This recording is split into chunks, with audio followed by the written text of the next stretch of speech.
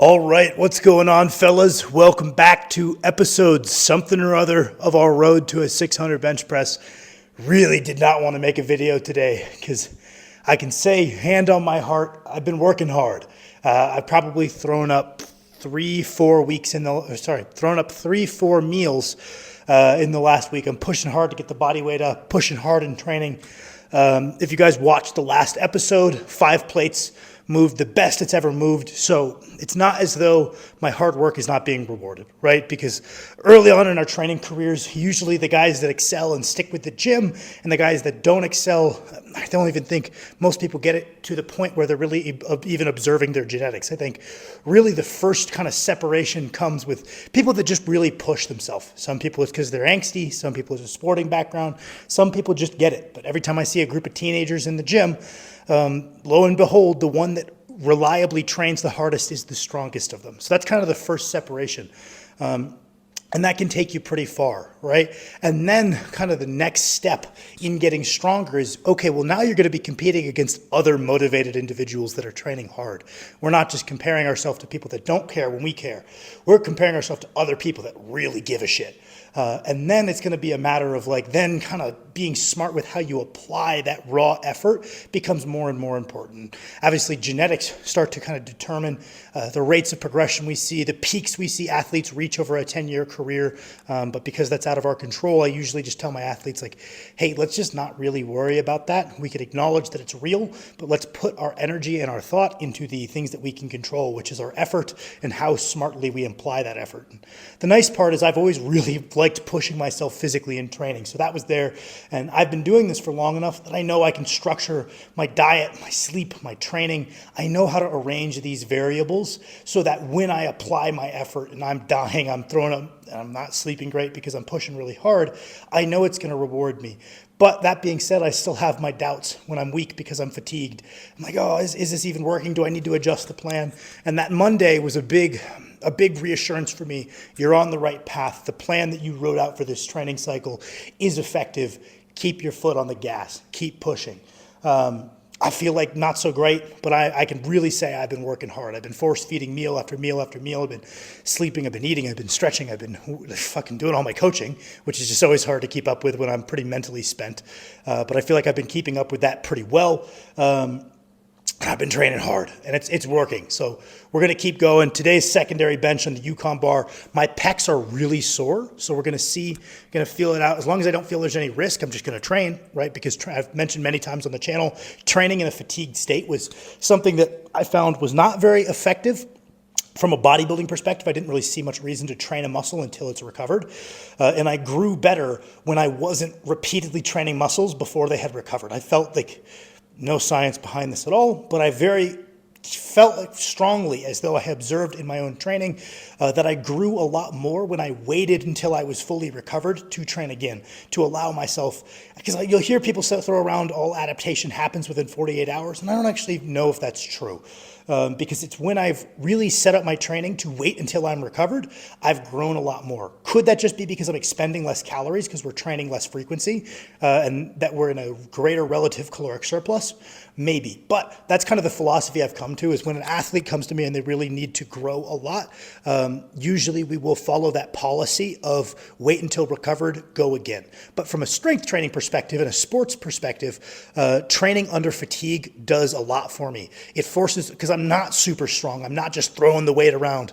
I do have to be efficient. And a lot of my best technique gains and my true understanding and mastery of motions have not come when I'm feeling fresh and just throwing weights around. My real mastery of movement has come when I've come into the session with the primary movers tired, and I know I need to be efficient to get this session done. So on the motion that I'm actually trying to perform on, which today is the bench press, I'm not averse to training while sore. I'm going to make sure I'm hydrated, make sure I warm up well, and make sure all of that falls into place so that we're not presenting ourselves with an undue injury risk. But when it comes to pure hypertrophy accessory work, I definitely have found that dialing things back to wait till full recovery is a lot better, right? Someone like Brad Schoenfeld would say, oh, the soreness doesn't matter. We can distribute it however we want across the week. Anecdotally, that's just not what I've found. Who the hell knows? But we're going to get after it. Like I said, that was a big thing for me to kind of confirmed to myself, man, my plan is working. Just keep pushing. I've been working hard for a very long time without a lot of reason. I don't have a specific goal in mind a lot of the time. It's just ever since I was like 10 years old and I stumbled into a boxing gym, I was sore as hell the next day after my first workout. And I was like, this is sick. This is what I'm going to do for the rest of my life. Physically training my body is just what I do. Something feels very off if I'm not working hard. But I also know that I need to do that in a smart way and work towards goals if I really want to have something to show for it. And I feel like we're on that path. I just need to make sure I don't be neurotic. I don't second guess, and I keep my foot on that gas. And then I'll put this out there. I definitely have a fear of criticism, I think. So I kind of bite my tongue with some of my more controversial opinions of the channel. Like, I'll give Max some more rowdy opinions that I will be willing to share on my YouTube. Which is something that I need to work on. I need to be okay with taking criticism on the chin. If it's someone who I don't care about their opinion, I should not care about their opinion, right? It's something I'm working on. Definitely got a lot of work to do there, but I'll put it out there. After I bench press 600, it's a new and growing class, so it's going to be in its juvenile state. I would like to work very hard and try to become the 120 kg world's strongest man. It's a new class. It used to kind of be, oh geez, there goes my band. It used to kind of be 230 and then unlimited. And people were like, well, there's a big range of size there. Maybe we could have something in between 230 and super heavyweight. So there's this new 260s for class. And I fit into it pretty well. It's going to be in its juvenile state, so it's not going to be filled with absolute monsters yet. I would like to try. I think that could be pretty cool. Even if I don't get it, if I can say I'm a top 5 in the world in this weight class, that seems like the next logical step. Because someone asked me, like, you said 600 is the first milestone that you'll be like, I've done something that's truly on the world stage of strength. Because I'm a dude, I'm really weirdly interested in getting strong, and I always have been. The 405 bench press, it meant a lot to me because I worked very hard for it, but I never felt like I was on the world level of strength. My 500 bench press meant a lot to me, but I didn't feel like I was at the true world stage of strength. 550, kind of the same thing. Worked very hard. It meant a ton to me, but I didn't feel as though I was at the true upper echelons.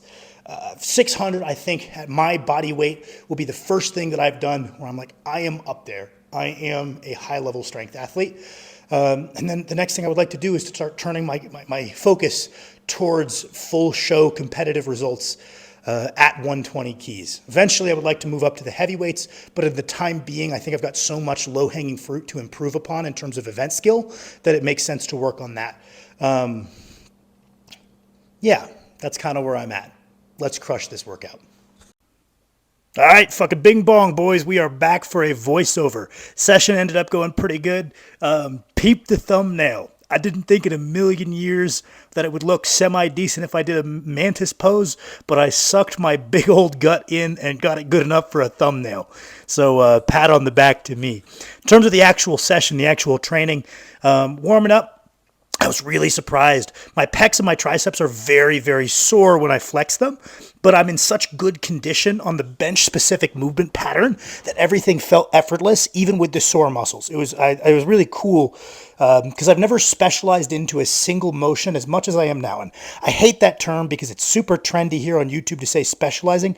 I'm not specializing. I'm still working on my deadlift and my squat and all this other stuff about my physical development. I'm just allocating more resources. So technically, yeah, it's specializing, but I think a lot of people, the implication is that they're not trying to progress other facets of their training.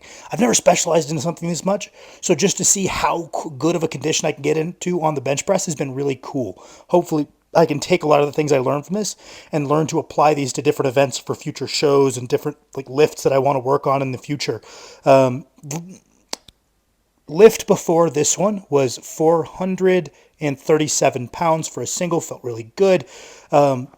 Took it real easy on my back offs at 407 here.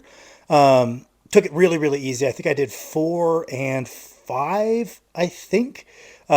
Could have taken these for more and been more true to the RPE, but I did kind of feel like I didn't want to get greedy and risk tweaking my pec. I kind of made it through this session real smooth and didn't want to take any risks. And then I opted to do a quick set of 20 here at 2 plates just to kind of get some blood flow to my pecs, almost as like a bit of restorative work, because I find that when I end with a nice chest pump, my pecs tend to feel a lot less kind of tight and snappy and more just full and strong, and they tend to recover better almost from the extra blood flow. So not very fatiguing, as you can see. This was RPE sub-zero.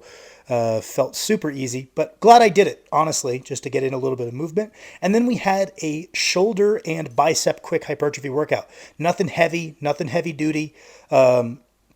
More trying to be restorative than anything else. I'm trying to get a pump. I'm trying to do enough to maybe stimulate a little bit of growth, but it's not the kind of heavier duty training I would be doing if the goal was to get my shoulders as big as possible. I'm just trying to keep some general volume around the shoulder girdle and just do my general hypertrophy split across the week. On the first bench day right now, I'm doing chest and tris. Second bench day, I'm doing shoulders and bis. And then third bench day, I'm doing an upper back workout. Just kind of splitting my upper hypertrophy across the 3 sessions where the main focus is the actual task I'm trying to get good at, which is bench pressing. Here you can see I'm doing these lateral raises. I actually have dumbbells, but I like doing these lateral raises with an easy curl bar. I've always liked them. They're not really better for any reason. I know they're kind of a hippy-dippy exercise, like touchy-feely, oh, you have to stabilize it or something, but I've always liked how they felt, so I figured I've got an easy curl bar right now, so it doesn't really matter what I do as a lateral raise, as long as I'm doing a lateral raise, hit some cable rear delts, and then my back is a little tired from my squat workout yesterday, so I decided for my biceps, I would do curls with my back up against the wall, like strict curl style. So that was a good bit of fun.